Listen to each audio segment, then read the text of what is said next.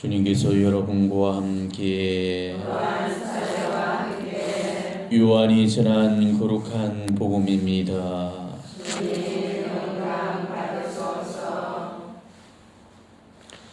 그때 예수님께서 제자들에게 말씀하셨다. 아버지께서 나를 사랑하신 것처럼 나도 너희를 사랑하였다.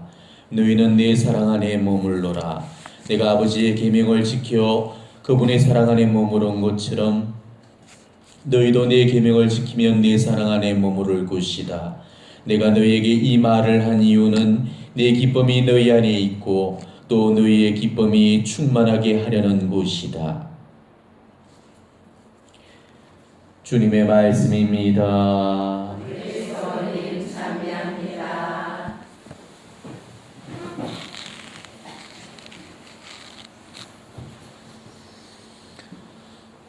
참 예수님,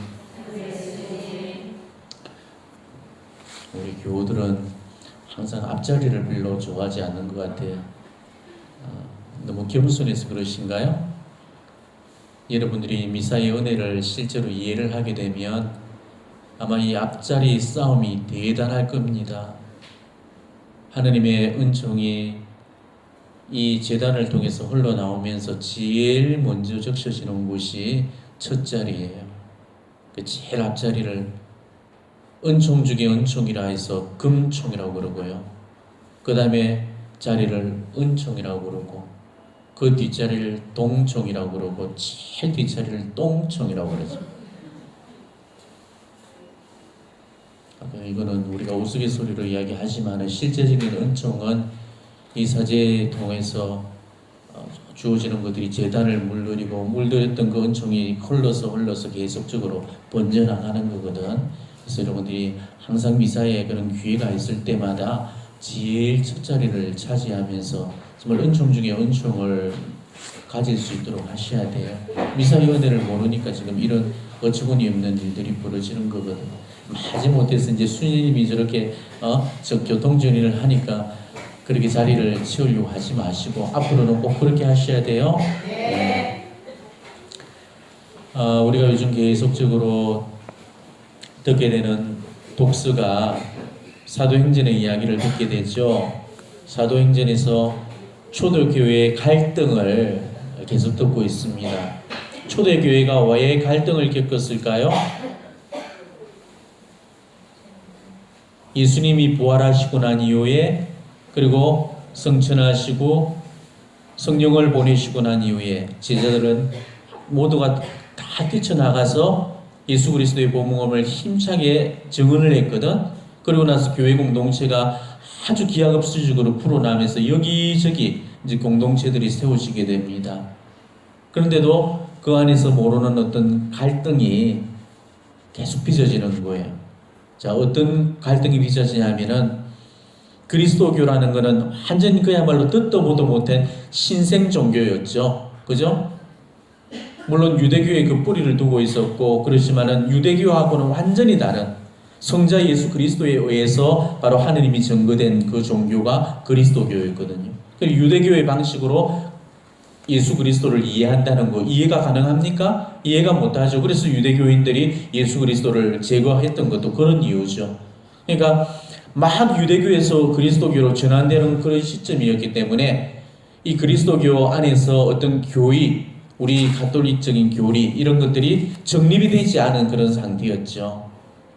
우리는 지금 뭐 칠성사가 어떠니, 교회론이 어떠니, 뭐가 어떠니, 우리 신앙의 신조들이 이미 교회 2000년 역사 안에서 구구절절 내려오면서 딱 정립이 되어 있거든요. 그렇지만 그 당시에는 전혀 정립이 되어 있지 않는 상태예요. 막 시작했으니까. 그러니까 얼마나 많은 혼란이 있었겠습니까? 그러니까 그런 문제들 때문에 뒤섞여가 있는 그런 통해. 가장 큰 문제가 뭐냐면 유대교에서 그리스도교로 넘어왔던 그리스도인이 있었고요. 그 다음에 이방인에서 그리스도교로 또 개종했던 또 그리스도인들이 있었죠. 자, 복음이 유대인들만의 것이 아니고 이방인들에게도 그 복음을 증거가 되어야 된다고 그 예수님이 그러셨죠. 그죠? 그래서 성부와 성자와 성령의 이름으로 땅 끝까지 이 세상 모든 민족들을 모든 민족들에게 성부와 성자 성령 이름으로 세례를 베풀으라고 예수님이 그러셨고, 그리고 실제로 그 예수님이 이방인의 사도로 누구를 세우셨어요? 바오로 사도를 특별하게 선택을 하셨잖아요. 그리고 그 바오로 사도가 유대와 예루살렘뿐만이 아니고 지중해 권역 전역을 돌아다니면서 1차 전도여행, 2차 전도여행, 3차 전도여행을 통해서 그 지중해 전역의 권역의 곳곳마다 교회를 세우게 되죠. 유대를 벗어난 땅은 전부 다 이교인들의 땅이었죠. 그 이교인들, 특히 그리스 문화권에 있었던 소속되어 있던 그런 사람들에게 복음이 전달되었던 거죠. 완전히 이방인들에게. 그리고 그들이 예수 그리스도의 복음을 받아들이고, 그리고 이제 그리스도교에 입문을 하게 되는 것입니다. 자, 그런데 유대교에서 그리스도교로 넘어왔던 그런 사람들은 별 어려움이 없었지만은 이방인들이 상태에서 그리스도교로 넘어왔던 그런 사람들한테는 굉장히 많은 혼란이 있었죠. 나름대로 바오로 사도가 이런저런 어떤 교회들을 알려줬지만은 이제 어떤 충돌이 생기냐면은 유대교에서 그리스도교로 넘어왔던 그런 사람들은 여전히 유대교식 방법을 고집을 했던 거예요. 자, 유대교하고 그리스도교는 전혀 이질적인 거죠. 그죠? 그런데도 유대교에서 넘어왔던 그런 사람들은 유대교의 그런 방식, 철저한 율법 중심주의가 이 유대교였거든. 그 율법 중심주의적인 그런 사고를 벗어나지를 못했던 거죠. 그리고 유대교인들만의 특징, 이스라엘이 다른 민족들하고 구분되는 그런 하나의 표시가 뭐였죠? 할례였죠. 할례. 남자들이 전부 다 표피를 자르는 그 할례 예식. 그게 이스라엘이 하느님께로부터 선택되어졌다는 그런 표시로서 그 할례를 유대인들은 했거든요. 근데 그 할례를 마지막까지 주장을 하는 거예요. 근데 사실은 그리스도교에서는 할례가 필요합니까? 필요해요? 필요 없어요? 필요 없지요. 그거는 유대교 안에서 치르는 그런 선민 예식이었고, 진짜 이제 영적인 할례로서 우리는 세례를 받았거든. 우리 이마에 성부, 성자, 성령의 이름으로 인호가 박혀 있단 말이에요. 그 영적인 그 세례가 바로 곧 영적 할례예요. 그게 바로 일반 세상의 사람들, 세상의 문민족들과는 다르다는 표식이었거든. 우리는 영적인 그 세례를, 영적인 할례인 이 세례를 통해서 이 할례를 대신했는데도 여전히 육적인 표시에 붙들려가지고 왜 전애들은 유대교의 전통을 따라서 할례를 받지 않는가 하면서 끊임없이 그것을 문제로 삼았던 거예요.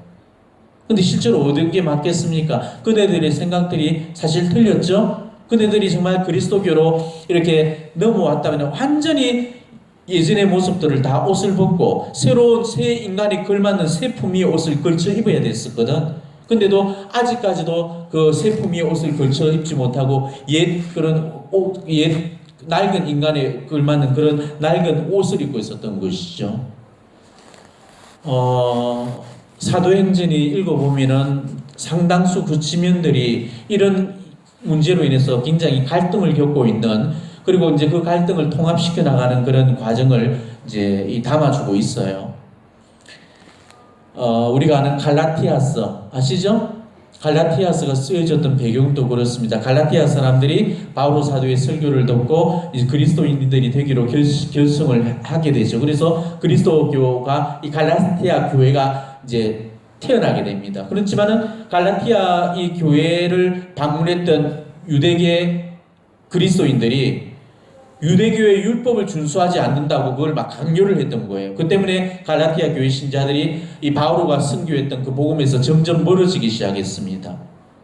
근데 3차 전도 여행 중이었던 이 바오로가 갈라티아 교회가 지금 혼란에 빠뜨린 거를 유대계 그리스도인들이 혼란에 빠뜨렸다는 걸 알고 이제 거짓 형제들이라고 그들을 칭하면서 그 사람들이 주장이 잘못됐다는 것을 이렇게 반박하는 그런 서간을 썼던 겁니다. 이게 갈라티아서예요.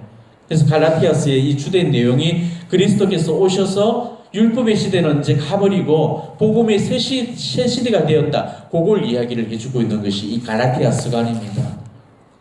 우리가 이 초대교회에 있었던 이런 진통들, 이것들을 바라보면서 단순하게 2000년 전에 있었던 역사적인 사건이다라고 치부해서는 절대 안 되고, 여전히 오늘날에도 율법주의적인 그런 형식의 목교에서 그 신앙을 율법주의적으로 살아가는 그런 사람들, 열심한 사람들한테서 흔히들 보여지는 그런 모습들이거든요. 우리가 신앙을 사는 데 있어서 정말 조심해야 될 것이 이 율법주의로 기울어져가는 그런 경향입니다. 복음의 정신에 맞게 그 정신을 살리는 게 중요한데 율법의 딱 형식에만 맞춰서 그 율법의 형식만을 고집을 하는 거죠. 예, 근데 그런 것들은 너무 많죠. 예를 들어서 우리가 오후 3시 자비심 시간. 물론 예수님께서 우리에게 알려주신 시간은 3시예요. 그죠? 우리는 가급적이면 3시에 자비심 시간을 지킨단 말이에요. 그렇지만은 어떨 때 우리가 막 경험 없이 어떤 분주하게 일을 하다 보면은 또 3시를 놓쳐버릴 경우도 있죠. 3시 5분이든 3시 10분이든 자, 그때 그러면 자비심 기도를 바치는 그거는 엉터리인가요? 어떤가요? 예전에 자비신심 여기 전문 강사가 오셔가지고 그런 얘기를 하셨다는 거죠. 자비신심은 하느님께서 알려주신 시간이기 때문에 정확하게 1분 1초도 어겨서는 안 되고 정확하게 3시 시간이 지켜져야 된다라는 그런 이야기를 이렇게 했습니다.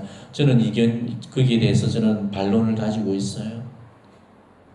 우리들 가지고 있는 시계들이 다 일률적으로 똑같습니까? 지금 우리가 보고 있는 벽시계가 우주적으로 딱 정말 1분 1초도 틀리지 않는 시간인가요? 아니죠. 그렇게 따지면 우리 전부 다 엉터리인 거예요. 하느님만이 그 정확한 시간을 알고 계시지. 그 3시라는 시간은. 그럼 우리가 바치는 시간들은 다 엉터리 자비심 기도게요. 그리고 정말 자비심 기도를 바치고 싶은 사람들이 지금 그 시간에 남의 집 밑에서 그 가게에서 일을 하면서 주방에서 그 꾸중물통에 손 넣어가지고 설거지를 하면서 그 빨리빨리 해라는 그런 다그침 속에서 정신없도록 하면서 꾸중물통에 그 설거지를 하고 있으면서 그 마음속으로 바쳐지는 그런 자비심 기도는 정말 하나님 대전 앞에 어떠한 가치도 가질 수 없겠습니까? 아니죠. 그러니까 우리가 법적인 거, 율법적인 그런 형식에 딱 매게 되면은 이런 우리를 바리사이적으로 이 율법주의적인 이런 것들에 얽매게 만든다는 거죠. 이게 무섭다는 겁니다.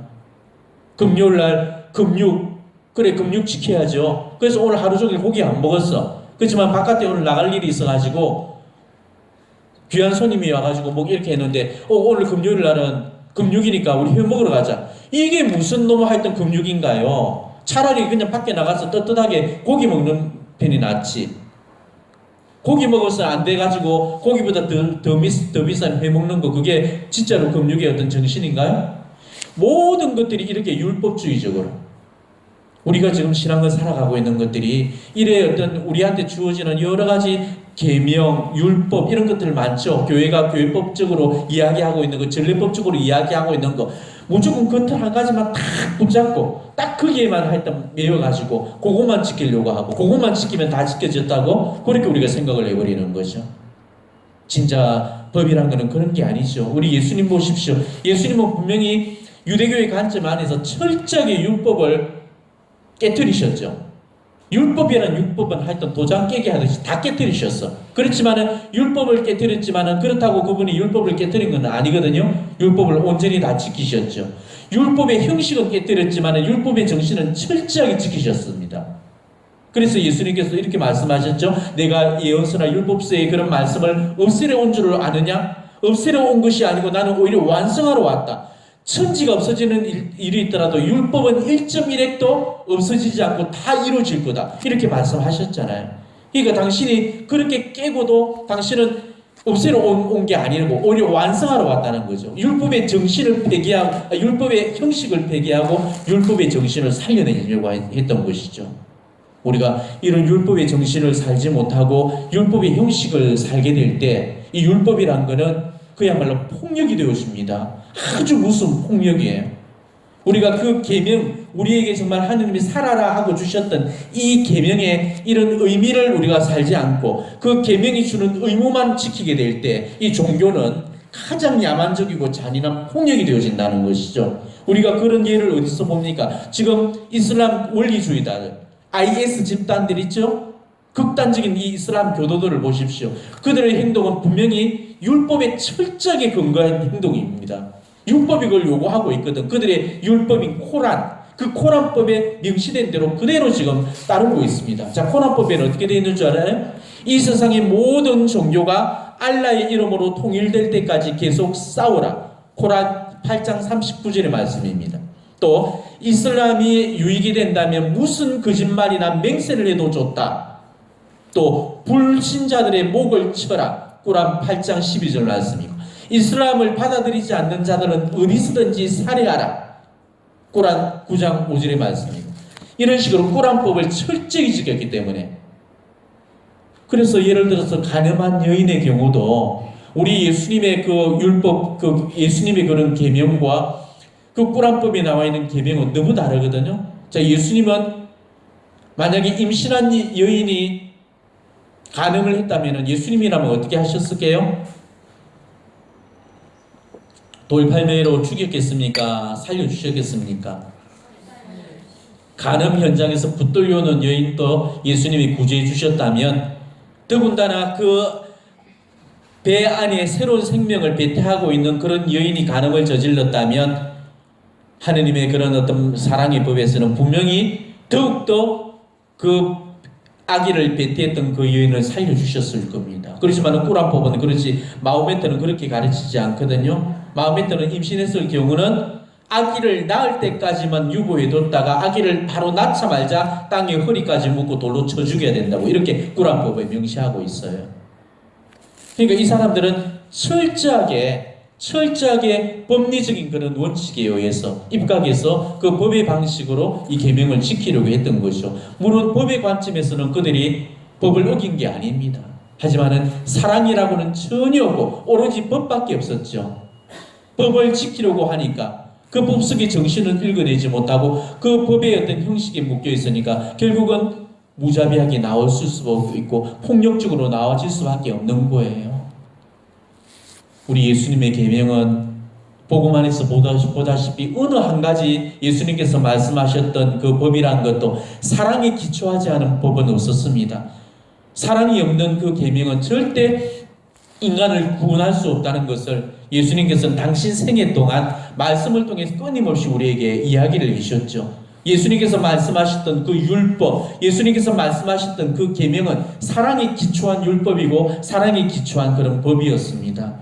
그래서 예수님은 오로지 한 가지의 사랑만 이야기하셨죠. 바리사이들과 그 율법학자들 보십시오. 하느님께서 이스라엘에 남겨주신 그 10가지 계명을 613가지 법으로 만들고 그 613가지의 그런 법을 다시금 그 관목 항조항으로 해가지고 수만 가지의 그런 법으로 그 책을 한 질 이상의 그런 분량으로 그렇게 법리적으로 확대를 해서 그렇게 만들어 놨거든요. 근데 예수님이 오셔가지고 그런 율법을 뒤집어 엎었습니다. 오히려 613가지의 그 조항을 10개 계명으로 묶고 그걸 다시금 2계명으로 하느님 사랑, 이웃 사랑이라는 계명으로 묶고 다시금 그 2계명을 뭐로 묶었어요? 사랑이라는 한 계명으로 묶어 놓으셨죠. 모든 율법, 모든 계명을 통틀어서 그것을 압축하고 그것을 요약하면 단 한마디로 표현하면 그게 뭐다? 사랑이라는 거죠. 율법은 곧 사랑입니다. 계명은 곧 사랑이라는 거죠. 그래서 예수님이 오늘 이 요한복음을 통해서 우리가 정말 들었던 짧은 복음이지만은 이것이 오늘 이 예수님의 오늘 이 말씀 중에 너희는 내 사랑 안에 머물러라. 이게 성경의 신약과 구약을 관통하는 핵심적인 말씀이에요. 너희는 네 사랑 안에 머물러라. 우리가 예수님의 사랑 안에 머무를 때 우리는 우리의 율법, 우리의 계명, 우리의 법을 완성시킨다는 거죠. 사랑만이 법을 완성시킬 수가 있으니까. 그러니까 신앙은 한마디로 사랑입니다. 우리 삶도 한마디로 사랑이에요. 우리 인생은 사랑으로 시작해서 사랑으로 끝마쳐지는 거고 사랑을 빼고서는 우리는 아무것도 아니라는 거죠. 이 세상의 모든 것들은 다 사라지고 말 겁니다. 하지만은 우리가 정말 실천했던 그 사랑의 법만큼은 그거는 사라지지 않고 영원히 남고 또 우리를 천국으로 하늘의 문을 열어주게 될 겁니다. 우리는 아무리 많은 기도를 하고 아무리 많은 봉사를 하고 아무리 하느님의 그런 어떤 계명과 율법을 잘 지키더라도 우리에게 사랑이 없다면 사랑이 없는 기도, 사랑이 없는 봉사, 그런 아무런 의미가 없다는 거죠. 사랑만이 제일 좋은 기도고, 사랑만이 가장 좋은 헌신이고, 사랑만이 가장 귀한 봉사고, 사랑만이 가장 하느님 대전에서 뛰어난 그런 희생이라는 거, 우리가 그 사랑의 가치를 알고 정말 법이나 원칙이나 계명들 그런 거 너무 지나치게 따지지 말고 가장 복음적인 행위인 이 사랑을 통해서 우리 계명을 완성시켜 나갈 수 있는 그런 여러분이 되시기를 진심으로 축원합니다.